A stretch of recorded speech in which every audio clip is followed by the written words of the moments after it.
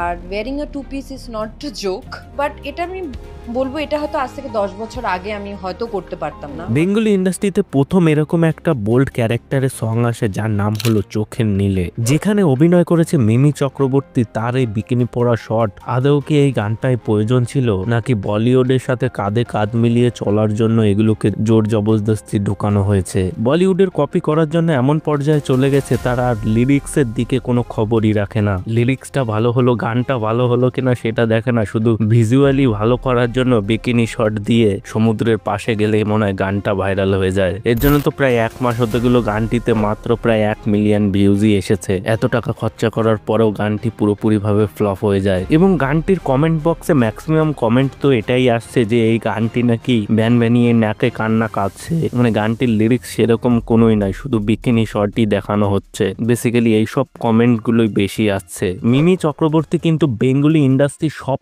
থেকে বড় মানে সব থেকে ভিউজ পাওয়া বেশি দুটো গান দিয়েছে আইটেম সং। একটা হলো দুষ্টু কোকিল, আর একটা হলো লাগে উড়া ধরা।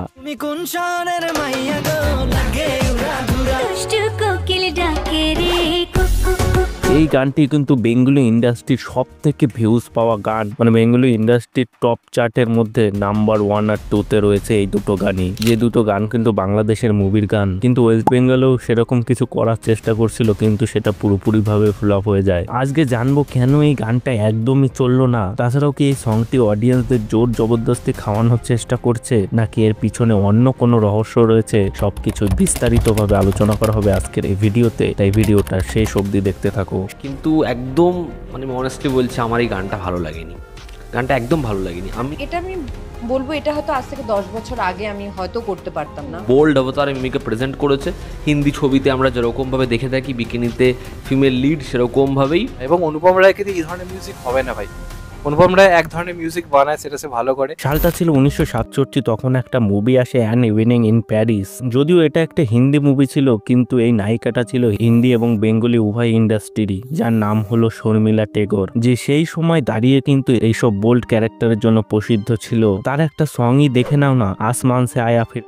এই গানটিতে তো সে বোল্ড ক্যারেক্টারে অভিনয় করে। তাছাড়া 2002 এর দিকে মুনমুন সেন, তার ম্যাক্সিমাম সিনেমাগুলোতেই তো এইসব বোল্ড ক্যারেক্টার থাকতো। যেমন ধরো সে আমার প্রেম, যেটা 2002 সালে এসেছিল। এই মুভিতে ম্যাক্সিমাম সিন এবং গানগুলোতেও প্রচুর পরিমাণে এই বোল্ড ক্যারেক্টার থাকতো। যেমন সে আমার প্রেম মুভির একটা গান আছে মৌসুম যে মানে না, এই গানটিতে কিন্তু অনেকটাই এরকম বোল্ড সিন রয়েছে। তারপরে যখন দেব আর জিতের এরা আসে, তখন কিন্তু এই বেঙ্গলি ইন্ডাস্ট্রি থেকে এই বোল্ড সিনগুলো একেবারেই মুছে যায়। মানে তাদের যে কোনো মুভি ধরে নাও না, তাদের মুভিগুলোতে কিন্তু সেরকম কোনো বোল্ড সিন ছিল না, মানে বিরক্তিকর কোনো বোল্ড সিন ছিল না। এবং এই সময়টার জন্য বেঙ্গলি ইন্ডাস্ট্রি কিন্তু একটা নাম পেয়ে যায়, তাদের ইন্ডাস্ট্রিতে কোনো ভালগার সিন থাকে না। আইটেম সং যদিও থাকতো, যেমন ধরো দুই পৃথিবী মুভির প্যারে লাল, এটা কিন্তু একটা আইটেম সং, কিন্তু সেই সঙ্গেও কিন্তু ভালগার বা বোল্ড সেরকম কিছু দেখানো হয়নি। কিন্তু সালটা যখন 18-19 আছে, মানে কোভিড-19 এর সময়, তখন কিন্তু অনলাইন প্ল্যাটফর্মগুলোর প্রচুর পরিমাণে বুস্ট পায়। সেজন্য সেইখানে প্রচুর পরিমাণে বেঙ্গলি বলো হিন্দি বলো সমস্ত জায়গায় ওয়েব সিরিজগুলো আসতে থাকে। যেমন হইচইতে অনেক ওয়েব সিরিজ আসে, যেমন চরিত্রহীন,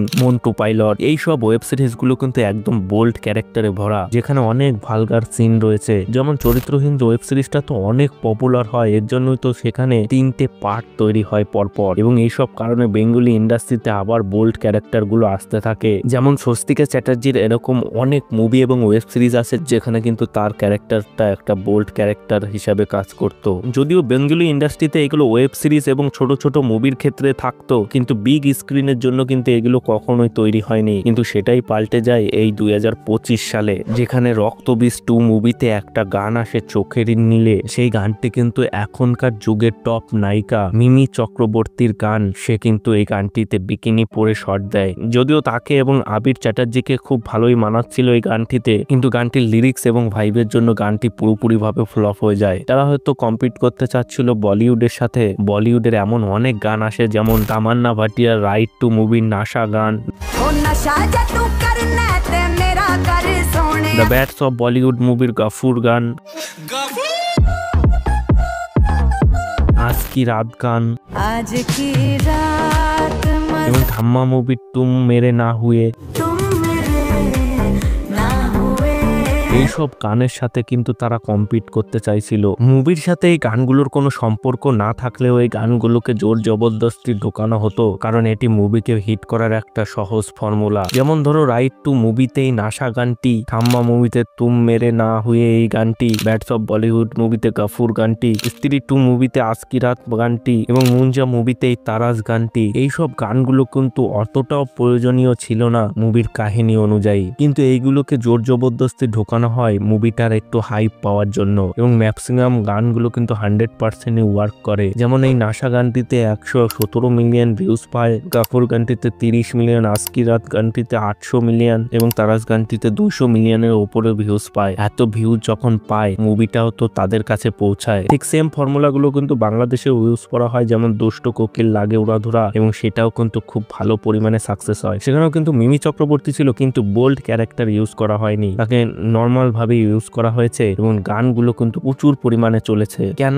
কারণ এখানে লিরিক্স এবং গানের ভাইবগুলো খুব ভালো ছিল। যেমন রক্তবীজ 2-তে এই চোখের জলের বিট যে গানটি তো একদমই বাজে, যার লিরিক্স গুলো শুনলে তোমরাও অবাক হয়ে যাবে। যেমন আমি প্রথম 4 লাইন পড়ে শোনাচ্ছি, যেখানে আছে ভিড়ের মাঝে আমি অনন্যা, তোমার কথা রাজকন্যা, সে উঠলেই আলোর বন্যা, তুমি আজ বলো না কি চাও। মানে এইসব লিরিক্স এবং গানের যা ভাইব তার সাথে কোনোভাবেই ম্যাচ করে না তার ওই বিকিনি পরা সিনটা। কিন্তু কেন?